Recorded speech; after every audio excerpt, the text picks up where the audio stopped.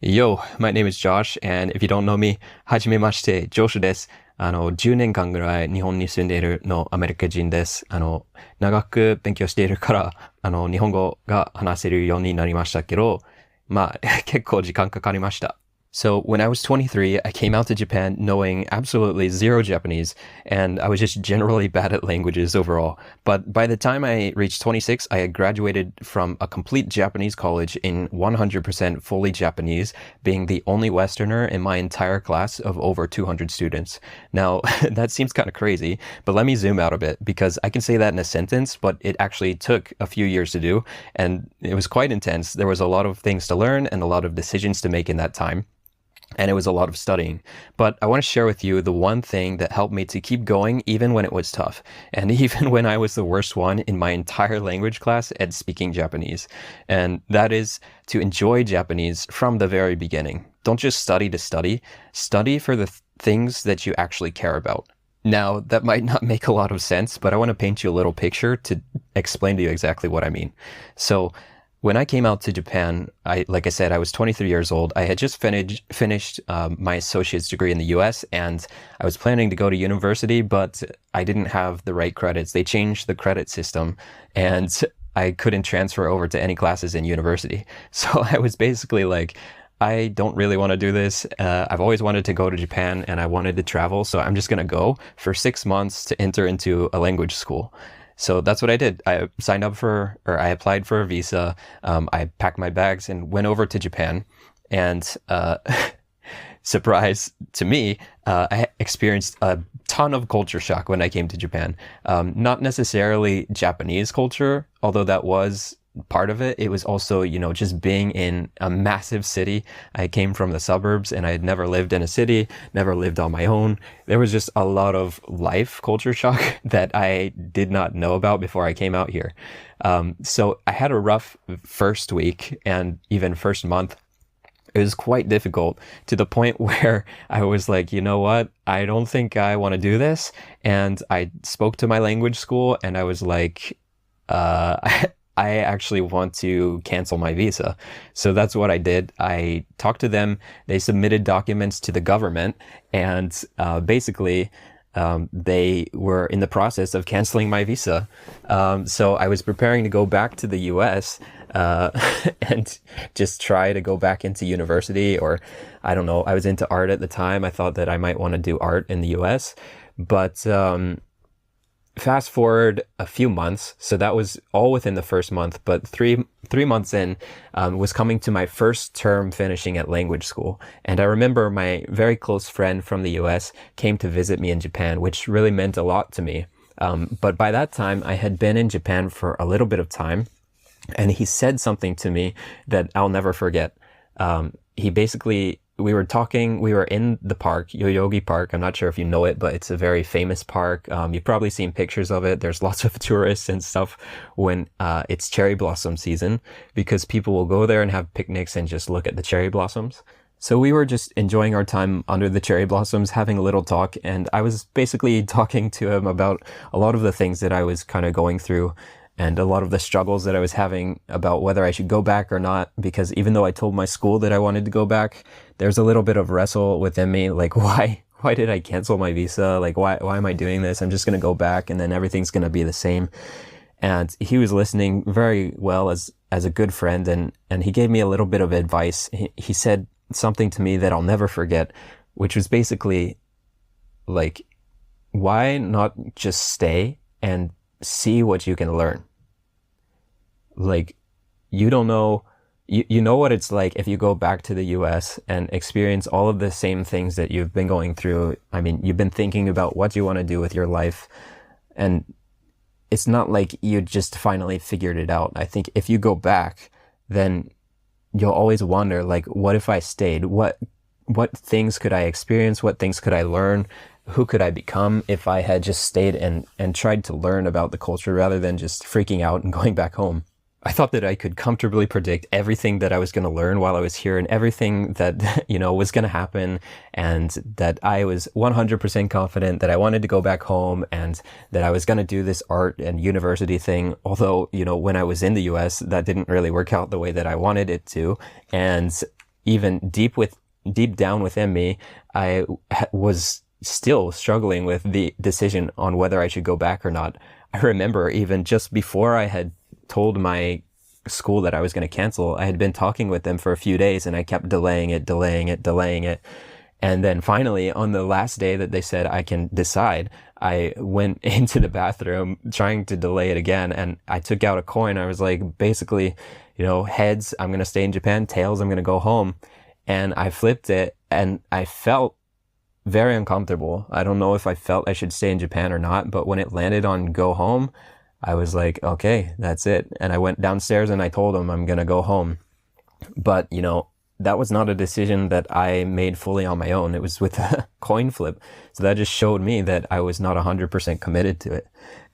But anyways, after he said that, we continued walking around the park and he was still there for another week or so. And so I was just really enjoying my time with him. We explored around the country and we just had a lot of fun, and it was becoming spring and things were feeling, it wasn't as cold and as dark as the winter is. And I was getting used to Japanese and getting used to being in the country, and I had made some friends and things were starting to be a lot more fun in Japan. And that's when I started to feel kind of regret that I was leaving Japan. And so I thought a lot about what he said. And I came to this decision, like I had thought that it was already written in stone. Like, I have to go back because the government's gonna force me to go back, and this is, what I already chose. But I thought, let me just try. Let me see if I can stay in Japan. There's probably not, but let me just go for it. And so I went back to my school and I told them, like, is there any way that I can stay in Japan? And basically they said, like, well, you can go out of the country and come back on a tourist visa, and you can still study here while you're on a tourist visa. So I did that. I flew to Korea and then came back to Japan, and I studied for 3 more months. And after my friend left and I had decided to continue, my entire mindset changed. It went from a, oh, I don't want to do this. Like, I'm, a very closed mindset to an open mindset, thinking like, what can I learn? What can I do? Like, what are the small things that I'm enjoying here in Japan? Who am I going to become after, learning and experiencing these new things? Even though it's challenging, like, maybe I can become, stronger or more aware of other cultures and things like that. So that was just the beginning of it. Even after that, I did another tourist visa after that. I went to Taiwan and came back to Japan for 3 more months and did a tourist visa. And then I wasn't able to do that anymore. So I went back to the US for 3 months and applied for a brand new student visa. I came back for another 6 months or something, and then ended up going to college after that, and then graduating and working in Japan. And there was a lot of things that happened over the 10 years, but it all flipped exactly when my friend came and I went from a closed mindset to an open mindset, from, thinking about study Japanese, like, figure this thing out, like, a very textbook school kind of way of thinking about it, and going into a completely open mindset where I just enjoyed the things that I was doing in Japan and all the things that I cared about, games and speaking with Japanese people in the streets or in the park or going to meetups and things like that. Just enjoying my time is what helped me to keep going. And now here I am 10 years later, being able to speak Japanese, and I have Japanese friends and all of those kinds of things. So the biggest thing that I can say to you is, don't just study Japanese just to study, and don't just learn Japanese for the sake of learning it. Learn it for the reasons that you have to learn it, and enjoy Japanese with the things that you care about in Japanese as quickly as you can. Like, even if it's, for example, we're playing Kingdom Hearts right now because I love Kingdom Hearts. And, even just knowing a word or two from this game, being able to read it or hear it in the audio, or being able to read a sentence of the text on the screen. Yes, you may think to yourself like that, oh, I'm never going to be able to understand all of this. And yeah, you won't. If you think that you're going to be able to do that in a day or two, it's going to take a while. But The thing is, like, if you just enjoy it every single day, then you never need to push yourself to, it's not going to be just study, study, study. Like, you're going to get burnout you're going to give up even altogether. Like, so many of my friends over the years in Japanese, they've all left Japan. Like, so many of them have left Japan, given up on Japanese. Even if they're in Japan, stopped learning Japanese because it is tough and it takes a long time. But it doesn't have to be, all work. It can be fun, and you should make it fun as quickly as you can. You should make it rewarding. The people that win at Japanese and that are successful in all areas of life, gamify it. Just make it something fun for you to do. And don't worry about comparing yourself to other people around you, because like, even if you've been in Japan for 10 years like I have, there's always people that are better than you. Like, there are people that are amazing at Japanese, because they, work so hard at it and they enjoy it, and that's what they like doing.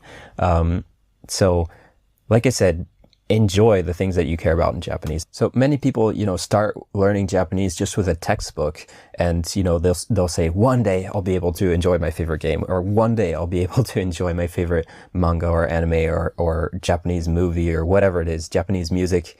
But that's not the way that you should think about it. Enjoy the game or the movie or the music or whatever from the very beginning, even if it's just one word or phrase or two.